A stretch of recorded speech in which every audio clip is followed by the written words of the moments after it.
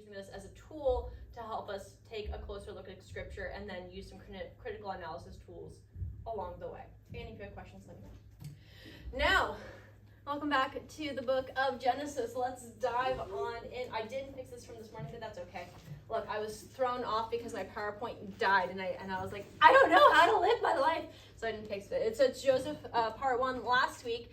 We really had this big discussion about, so who is the firstborn, who's operating in the role of the firstborn, or the Behor, and we talked about how that word Behor is like the chosen one, and so in the story of Genesis with Jacob's sons, who actually is the firstborn? Reuben, right? But Reuben doesn't really seem to be, as the narrative is presenting it, actually acting as the firstborn in the narrative, and the two characters that are sort of rising to the surface, who are making decisions that seem to be putting them in a positive light, seem to be both Joseph and Judah. As we reflect back on their story, it's, I think, possible to say that both of them made some decisions that were kind of trickstery, kind of acting in self-protective ways. You could also argue that they both ended up doing things that stepped out in faith, and you're like, Mariah, I don't know if I buy that. Well, how about I phrase it this way? They both grew. And so if you think about taking steps of faith toward growth, I think that you can see that in both Joseph and Judah's stories. However, that's not where their stories end. They're going to continue today as we look at Joseph part 2, page 200 is sort of where we're starting here, and we're going to launch into chapter 42 here. So we have this famine that's going on. We've talked about this before. Famine's good? No, they're somewhat problematic, especially in this culture. It's not like you could go to your refrigerator, open the fridge, and pull out a couple of things. Once, like, it was very difficult to store food. And so Jacob ends up hearing, hey, Egypt has grain. And he looks at his sons and says, hey, why do you look at one another? Chapter 42, verse 1. And it's clear that they're sort of like, they're also kind of aware that there is grain down in Egypt. And, you know, they used their noggins and figured out that if Joseph was in slavery somewhere, probably is going to be in that general direction. And so they're like, yeah, Egypt, that's great, Dad. And so Jacob's like, get off your tuchus, go get some grain for us. And so they all go down, except not all of them, right? Because who doesn't go? Well, Benjamin doesn't get sent down, but who else doesn't go down? Jacob doesn't go down. Yeah. Now, why doesn't Benjamin go down? Well, the last time that Jacob sent his favorite son off somewhere, he didn't come back. And so it's plausible that he's feeling a little bit overprotective of Benjamin. But Jacob is, at least theoretically, the patriarch of the family. Why are the rest of them going? Probably because there was some sort of restriction of food in place so that they were rationing things out. Like, okay, you can take this much in your canister per person. And so the more people you send, the more you're proving, okay, I need this much to take back. And Jacob doesn't go. He's like, not for me, y'all, you'll do fine, go ahead.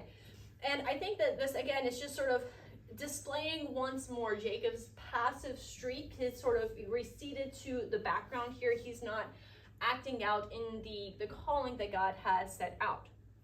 Regardless, the rest of the brothers then do go down. They come to the region where grain is being sold. I was listening to a commentator this week talking about the grain collection places, and because Joseph actually had individual cities collecting grain from the surrounding fields, it's somewhat of a coincidence that Joseph's brothers come to the exact site where Joseph is doling out grain, because there was more than one, and you don't really necessarily think about that as you look at the text. And so they do come into the city, and they end up coming before Joseph, and then they do what?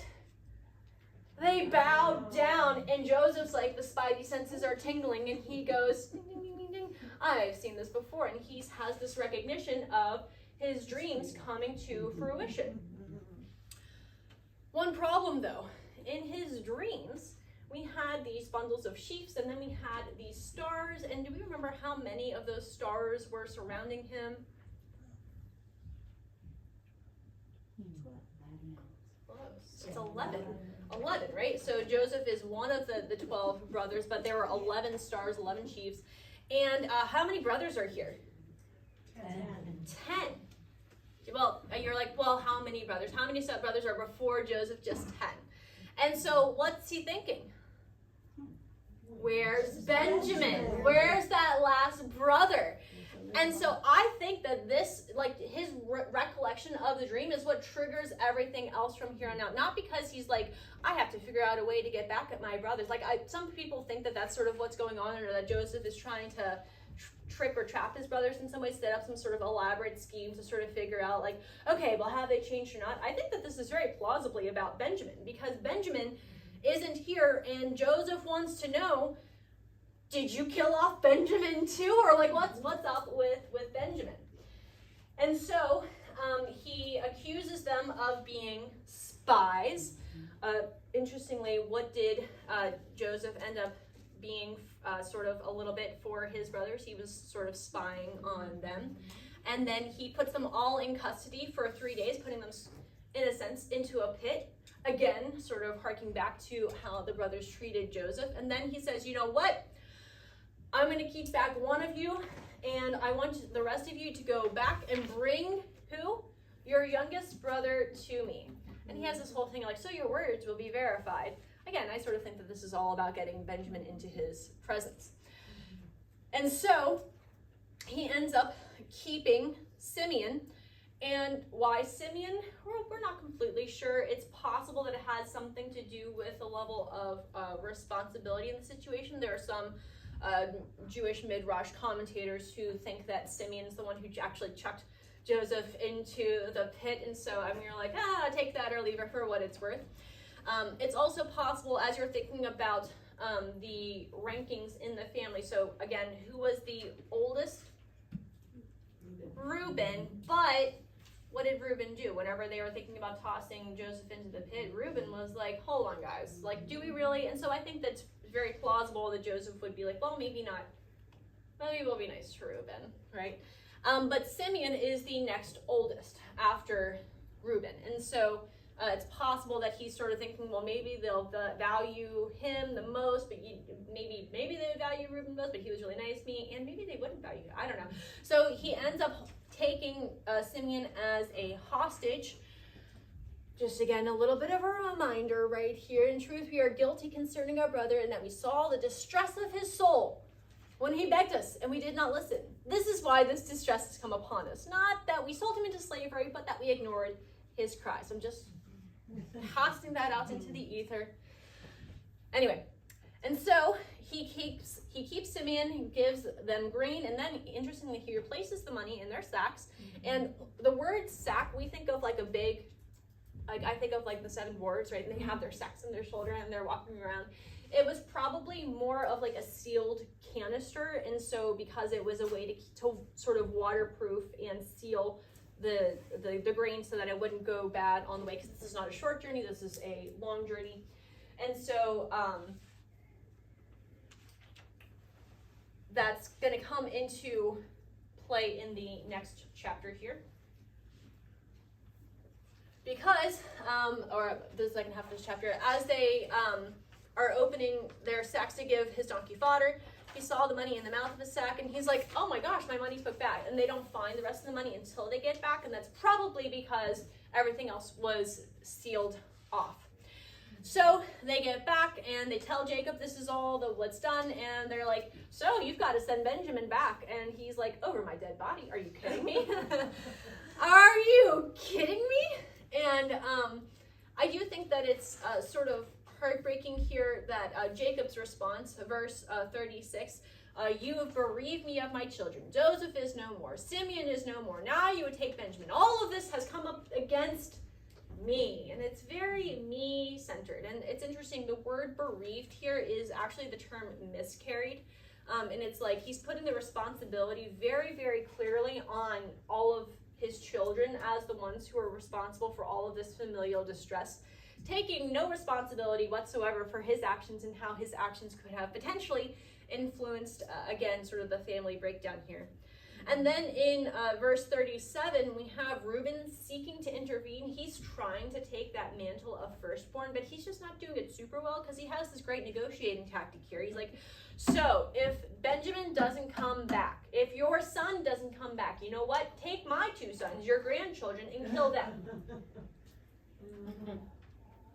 Would any of you, please don't answer this if you would, but would you find this to be like a good bargaining chip if you're like, oh, well, I can go ahead and kill my grandkids, that's worth it.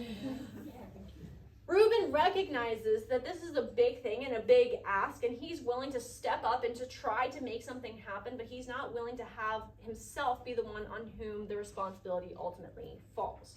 And I think that this is going to be the key whenever we see his interactions with Jacob and then Judah's in the next section. Jacob doesn't find this argument persuasive at all. So now, as we go into chapter 43 here, the food ends up running low, and Jacob is like, oh, go buy us a little food, like just a little bit. We're just need a little bit. I don't know. I just find that entertaining. And then Judah. It's interesting. We have Judah interacting, and then the brothers, and then Judah. So Judah now is stepping into this role of negotiating, and he's like, you know what? We had to do it because Jacob says, why did you tell them that you had another brother? Again, why did you treat me so badly?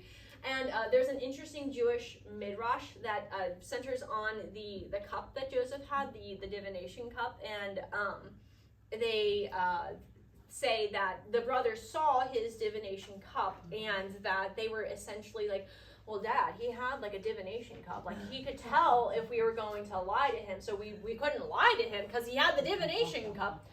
Sort of funny. It shows up a couple of other places throughout the story too. Regardless, eventually Judah says, you know what? Send the boy with me so that all of us can live.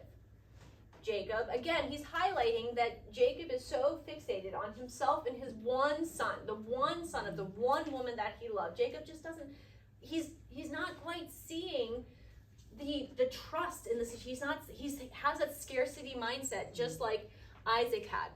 And so Judah says, you know what?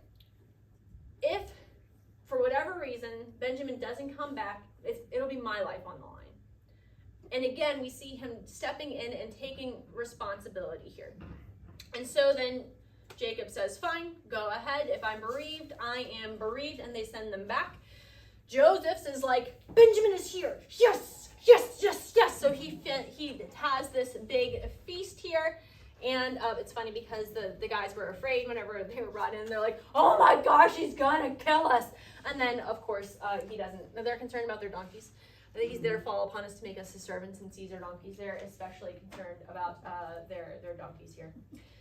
And so something else that's going to be funny here is that as we slide into the second half, he seats them in the correct order. So in birth order, again, the Midrash says that he pretended to use the divination cup so that they were like, oh. But of course, how does he know what the birth order is? Well, because he's their brother. So Joseph is really being quite sneaky here. He's not using Hebrew in front of them. He has an interpreter there. He's making, like he's really hiding the fact that he is their brother and sort of knows something about them. I mean, which I don't know if I necessarily fault him for, but that is, in fact, what's going on.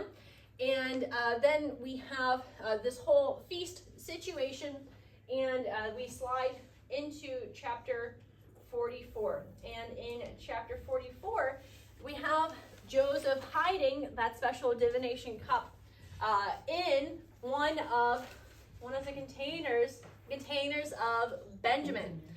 And the servant catches up with all of the brothers, and they're like, nope, wasn't us. Don't know what you're talking about, but it's not. I mean, we didn't take your stinking cup. And then, of course, they open it in one by one. You know, the tension builds, and then it's found in Benjamin's container sack thing, his leftover container. Now, what is really interesting here is that, so some people, again, say that Joseph is setting up this elaborate test, and so he's trying to get them to see whatever. I don't know if that's the case, because what does he say? So, what verse is it? So Judah responds, What can we say? How can we clear ourselves? God has found out the guilt of your servants. We are the Lord's servants. We and he in whose hand the cup has been found. And Joseph protests and says, far be it from me that I should do so. Only the man in whose hand the cup was found shall be my servant. But as for you, go up in peace to your father. And so at this point in the narrative, as far as they know, right, so they find the cup. What happens? Benjamin immediately starts protesting. It wasn't me. I didn't do it, guys. Guys, I didn't do it. But do they know? No. It's very possible that Joseph and Benjamin's brothers were all like, stinking sons of Rachel. I just can't get away from their sneakiness. Like, I can't believe you would do this, man. And so, if you're thinking about their opportunities here, if they haven't changed at all since that beginning of the story, whenever they are like, you know what, hate Joseph, gonna chuck him in a pit, maybe sell him off into slavery, maybe kill him, I don't know. They have the opportunity of a lifetime here. Benjamin is set to get tossed in prison, potentially for something that he did, right? To their knowledge, they don't know. And all they have to do is say, Dad, we tried so hard, but your son Benjamin, he stole the cup. Like, what are we supposed to do? And that's all they have to. They don't even, like, Joseph is pushing it down their throats to say, nope, just leave. Just leave. Just let me have Benjamin go back. I just want to make sure that Benjamin is safe. And Judah says, no.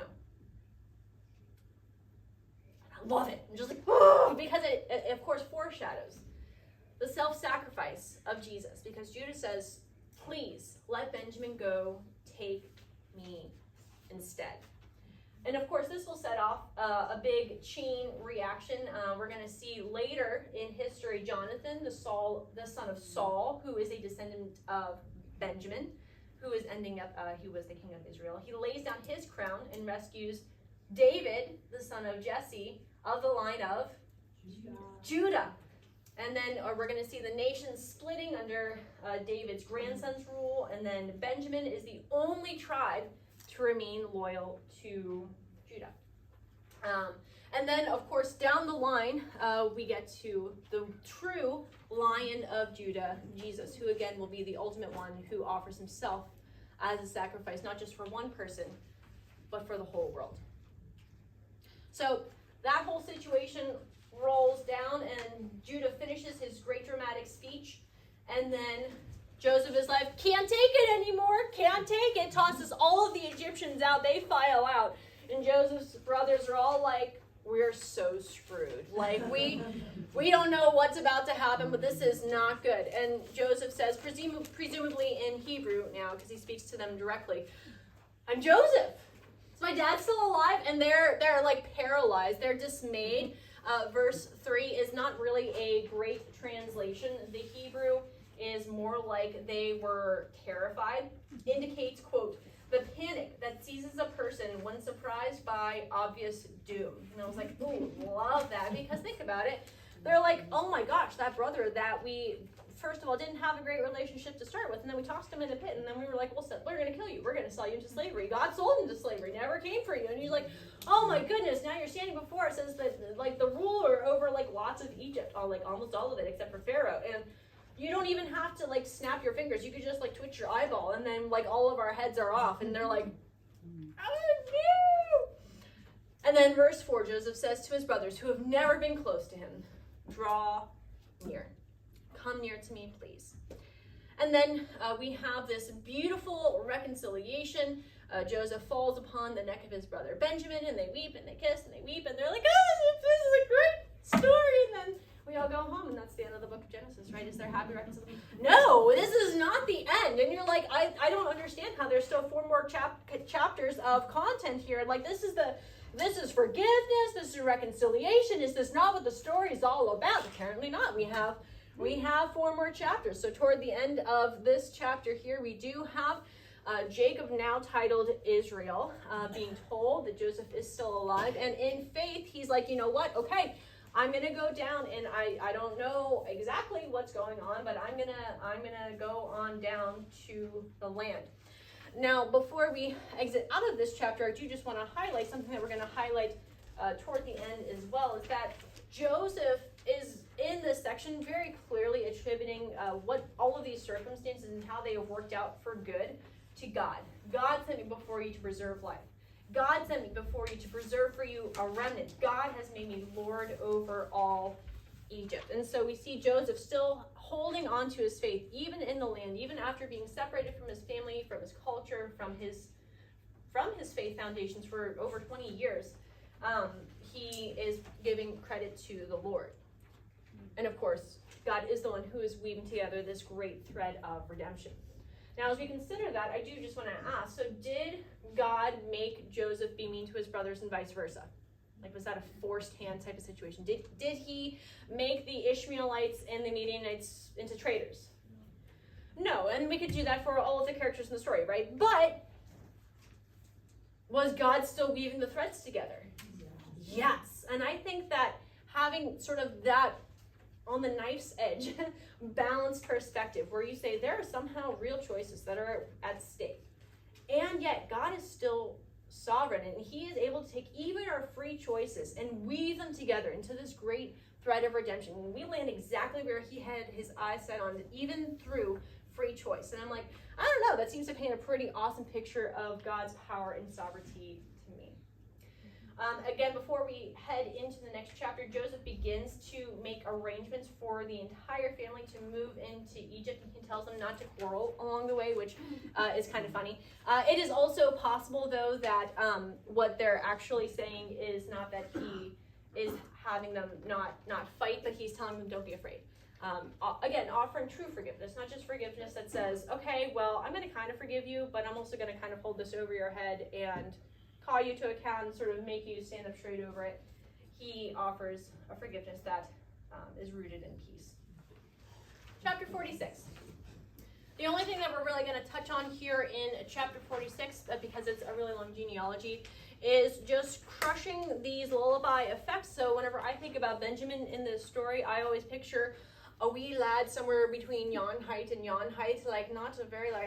And the genealogy, whenever they're all moving up from the land of Canaan, how many sons does Benjamin have? Not one, not two, 10. He has 10 sons. And so is it possible there are some twins and triplets and whatnot going on there? Yes, but is he a little bit older than I had pictured inside my mind's eye? Yes. Yes. I do think, too, though, that the story portrays him in a very passive role, and you can think of, again, this is just sort of how the story is framed. He doesn't have an active part in the situation. He has a very receptive role, so he's just not a character. So I'm just going to take that and not blame myself for that misconception. So as we move into chapter 47 here, we're looking at, again, the bonus scenes. We have some of only 5. Which 5? We don't know. Well, did Joseph pick the ones that he thought would just follow instructions the best? Did he pick the ones who looked the weakest to be like, look, we're not a threat? Like, there's lots of speculation in the Jewish community. Look up those resources sometime. It's hilarious. But so they are presented before Pharaoh, and they negotiate to stay in the land. Now, it's interesting because the brothers say, hey, we've come to sojourn. We're just here to pop by for a little bit, and then we'll be out of your hair. And Pharaoh says, what? Hey, the land of Egypt is before you. Settle in the land. Let them settle in the land of Goshen. And we're going to start to see built up is this problem of where's your loyalty going to be? Is your loyalty going to be back in the promised land where the Lord has called you to, into this mission that God has called you into? Or are you going to allow yourselves to be drawn into the heart of Egypt, into the land of empire? And we're going to see this playing out, especially in the conversations of Jacob and Joseph. And we see this start to be played out here in verse 13, where the narrative sort of shifts slightly, and you're like, what's this weird ellipsis thing happening? But it shows Joseph administering control during this famine to the other parts of Egypt. And what ends up happening is that not just that he saves everybody, though he does, but he actually ends up enslaving all of Egypt under Pharaoh, and sort of seems to be almost being pulled into this narrative of empire and rule. And again, you can read that. There's a way to read that that's not negative, so I don't want to necessarily say that has to be how you read it. I do find it to be interesting, especially because Jacob also seems to be concerned about Joseph too. Now the famine ends and they all go home.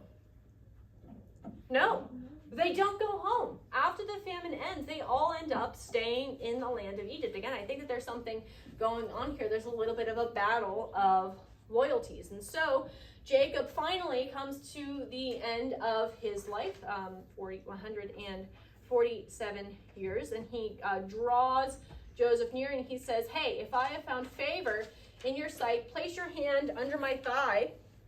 Again, we've talked about the under the thigh thing. It's not weird. It's just, if you remember, swearing by the sign of the covenant, and the sign of the covenant of Abraham, Isaac, and Jacob was circumcision, which, again, so instead of going straight for the parts, you go for the thigh because it's close enough, right? So swearing by the sign of the covenant, and he says, don't bury me in Egypt. Don't bury me in Egypt. Send me back to the land. And I think this is important because burial isn't just about the disposal of the body, it's about the destiny of the family. It's saying, hey, where I'm buried, I'm calling the family back. And so Jacob is focused on the mission. He wants his bones, he wants his body to be back in the land of Canaan. And Joseph is like, yeah, Dad, that's fine, we can make that happen. And Jacob's like, not good enough. Swear it.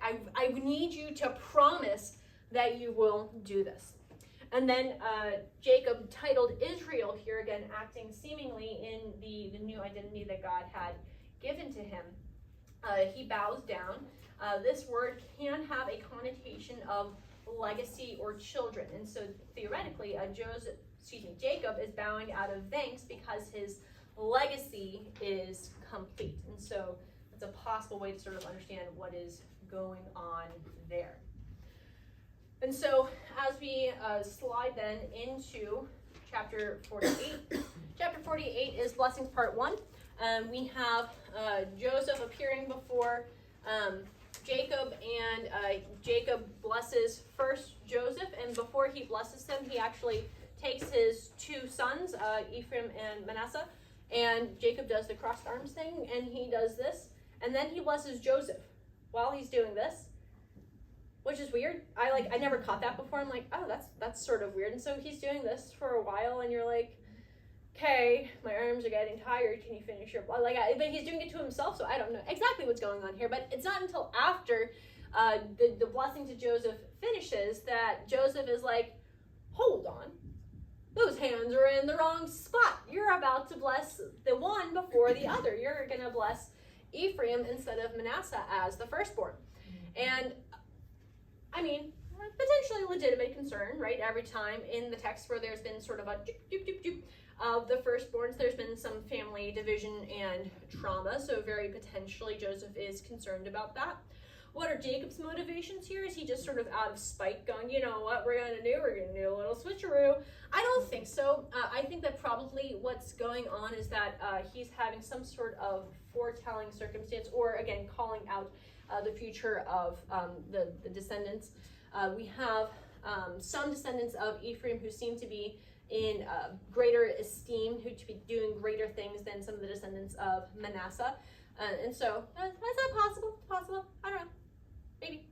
Regardless, he does do the crossover, and he makes Joseph swear again, hey, please remember, God will be with you, and he will bring you again to the land of your fathers. And so he reminds him again, hey, don't get stuck in Egypt, Joseph. Go ahead back to the land which has been given.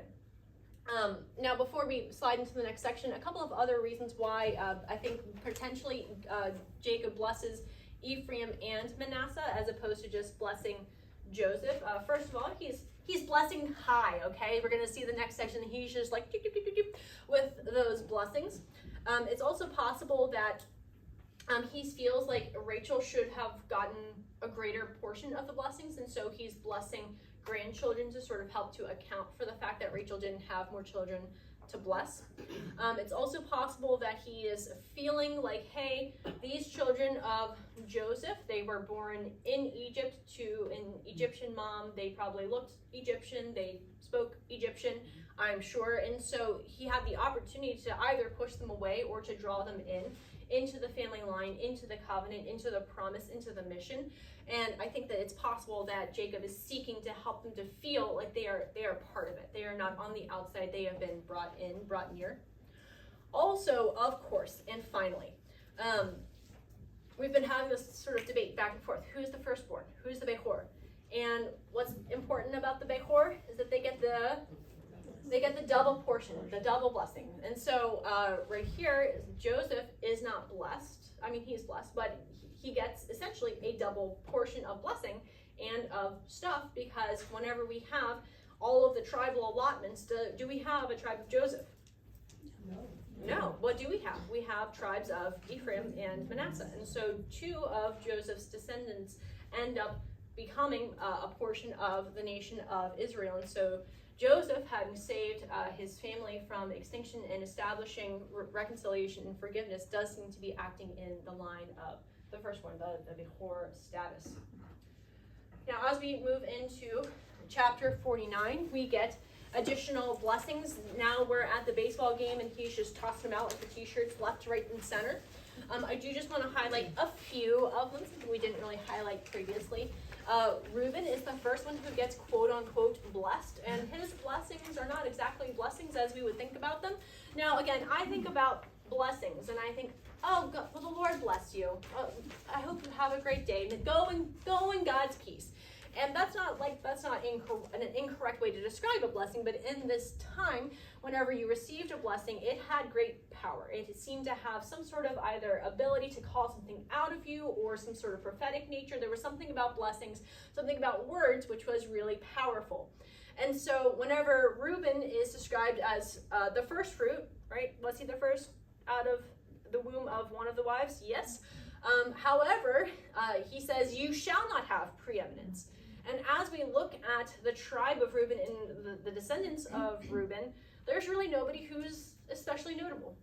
There's nothing especially tragic necessarily. There's a couple, but we're gonna a couple from aside from a couple of small people. Like, there's nothing really major that happens with Reuben or his descendants, and so it's an interesting thing that is called out of Reuben. Now, Simeon and Levi. Next up on the docket, Jacob here is like, so y'all remember that time whenever your sister got raped and then you just went crazy and you went through and you slaughtered an entire town and then you raided it? Yeah, me too. That wasn't their best. And so he definitely condemns their anger here. And in the second part of verse 7, he says, I will divide them in Jacob and scatter them in Israel. Now, if we think about the descendants of Levi, so Levi's descendants became the what's? Priests. Does the tribe of Levi get an allotment? No. They are literally scattered throughout all of the rest of the tribes, and they serve the rest of the tribes as the priests. And so they are scattered, and they do offer themselves up in service. Now, Simeon, you may not know this, many of Simeon's descendants end up being scribes. And the scribes are those who would travel throughout the land and would teach the people God's law. And so in a similar way, they do end up, in a sense, being scattered throughout the tribes. And not in either of these scenarios is this a negative thing. It acts as perhaps almost a protection for them so that their descendants don't have the opportunity to make the same mistakes. Possible options. Now, in verse 8, the phrasing is actually Judah, and it's like almost like an exclamation point there. You can almost picture after hearing the first three quote-unquote blessings that Judah's like backing up, like, I don't know if I want this today. And he's like, Judah, don't go anywhere, you're next. And of course, we know that Judah is going to end up being the line from whom the ruler's staff, and I love that, the redemption of his staff right there, right? Mm-hmm. He will be the forerunner both of King David, their greatest king, and Jesus. Yes, he's the greatest king, but you know what I mean. And just some cool poetry things. So binding his foal to the vine, his donkey's colt to the choice vine, wash his garments in wine, and his vesture in the blood of grapes. His eyes are darker than wine, and teeth whiter than milk. So wine, grapevines, they're things that you appreciate, right? They're sort of high quality, high end things. You don't want to waste them, especially in this economy, right? Please nod, yes. And so would you, if you had a donkey and a donkey's colt, just sort of let them loose in your vineyard? No, because you want to keep the vineyard for you and your family so you can drink the wine. And so if you just let your colts go in the vineyard, then you're not concerned about what they might eat. You have so much that you're like, sure, donkey, go ahead, go eat the vineyard. Same idea there with washing the garments in the wine. So do you wash your clothes in wine? Please say no. If you do, please leave. We don't need that kind of wealth here. No. No. So that's another picture of just crazy wealth. Same thing with the next two. You're drinking so much wine, you are drinking so much milk that it's actually affecting your appearance. This is, again, hyperbolic to indicate that he's just going to be blessed. He's going to be very, very blessed. The only other thing I want to highlight here is Joseph's blessing. We have this picture of archers attacking him. Did Joseph literally have archers attacking him in his storyline? They were not, wake up, stand up, shake your hands. No, he did not have literal archers attacking him, but he was attacked by whom? His brothers, right? And so we have sort of alluded to here the attack by his brothers. And yet, we have this phrase, his bow remained unmoved. His arms were made agile by the hands of the mighty one of Jacob. And so if you think about it, if you're being attacked by archers and you have a bow and you have it set and you're ready to fire back, but you don't. You had the opportunity to take revenge, but you didn't. Through the empowering of the Lord, Joseph enacted forgiveness for his brothers. He could have taken revenge, and he didn't. And so Joseph is blessed, blessed, blessed, blessed, blessed, blessed. Blessed, blessed, blessed, blessed. He's still the favorite son, in case you didn't pick up on it. And then Jacob ends, and he exhorts all of his sons once more, please, for the love of the things that are good and holy, make sure that you bury me in the land of Canaan with all my ancestors. Guys, don't forget about the mission. And then finally he pulls a Yoda. He sort of pulls his feet up into that, and then he dies. Great mental image, right? And now in Genesis 50, I think we have the culmination of the pull and tug between the land of Egypt and the land of Canaan in Joseph's heart. Joseph has that final set of opportunities to either yield to the narrative of empire and of clutching wealth and all of these things, or laying them down for the mission of the Lord back in the promised land. This is exemplified first in his decision to go ahead and approach Pharaoh and say, hey, so I know that you would normally do like a really big burial ceremony and embalm my dad and stuff, but can we just go chuck him in a cave in Canaan? And you can tell that he's sort of hesitant about this because he doesn't actually approach Pharaoh directly. He speaks to the household of Pharaoh, and he's like, so if you could talk to Pharaoh and let him know that my dad made me promise him, and sets this whole thing up. And Pharaoh does let them go. His answer is very terse. Go up and bury your father. And so Joseph does honor his father's wishes, and Jacob is buried in the land of Canaan.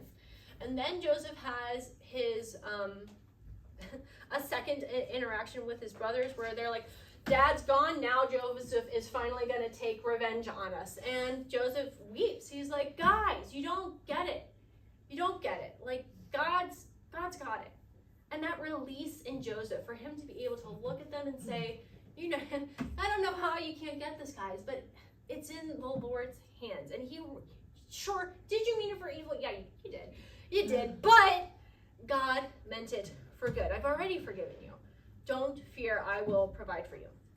And then he has his final hoorah in verse 24. He says, I'm about to die, but God will visit you and bring you up out of this land, to the land that he swore to Abraham and Isaac and to Jacob. And he made the sons of Israel swear, saying, God will surely visit you. You shall carry up my bones from here. And with these final words, Joseph sets in motion Okay, guys, planting this idea in your head, you're not going to stay in Egypt forever. The time will come whenever you need to get my bones out. You need to take everybody back to the promised land, which wouldn't happen, by the way, until hundreds of years later. And so at the end of his life, Joseph demonstrates trust in God's story. And so the challenge remains for us, which narrative will we pursue? Will we join God's story of trust and of generosity and of being on mission for his redemption story? So we do have one more week. It's a review week, so there's going to be one day per section. If you are doing the workbook, I do encourage you to work through the days because I do think that it is a helpful review thing. We're going to have such a fun time next week with our review activity, so come back for that. You can break into your small groups. Thanks everyone for your attention. Have a great night.